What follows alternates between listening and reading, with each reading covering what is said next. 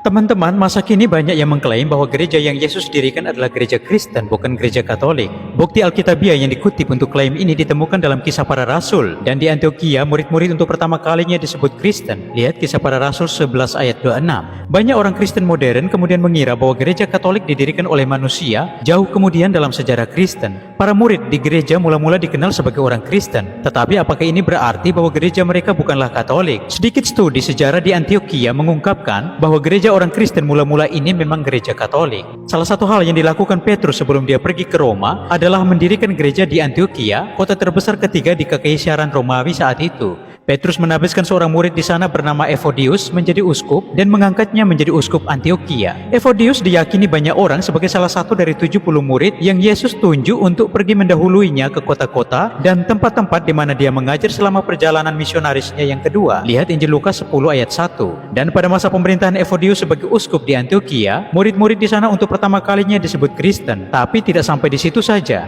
Sementara Paulus mengajar orang-orang Kristen di Antioquia selama pemerintahan Evodius, murid muda lainnya naik pangkat, namanya Ignatius, dan dia kemudian dikenal sebagai Santo Ignatius dari Antioquia. Ignatius adalah murid Yohanes. Legenda mengatakan bahwa jauh sebelumnya dalam hidupnya, Ignatius adalah anak yang digendong oleh Tuhan Yesus dalam sebuah bagian yang dicatat oleh Injil Markus. Yesus duduk dan memanggil ke-12 murid itu, dan dia berkata kepada mereka, jika seseorang ingin menjadi yang pertama, dia harus menjadi yang terakhir dari semuanya dan pelayan dari semuanya. Yesus kemudian mengambil seorang anak dan menempatkannya di tengah-tengah mereka dan memeluknya. Yesus berkata kepada mereka, siapapun yang menerima satu anak seperti itu atas namaku, menerima aku. Dan barang siapa menerima aku, ia tidak menerima aku, melainkan dia yang mengutus aku. Lihat Injil Markus 11 ayat 35-37. Di Antioquia, Ignatius ditabiskan oleh Paulus dan kemudian pada akhir masa pemerintahan Evodius, Ignatius diangkat menjadi uskup Antioquia oleh Petrus. Dia memerintah di sana selama bertahun-tahun sebelum mati syahid di Roma. Dalam perjalanannya ke Roma untuk menjadi martir,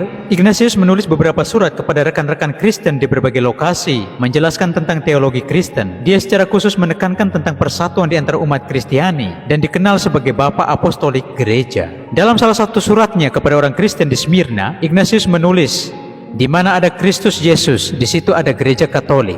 Ini adalah catatan tertulis paling awal yang diketahui tentang istilah gereja Katolik, ditulis sekitar tahun 107 Masehi.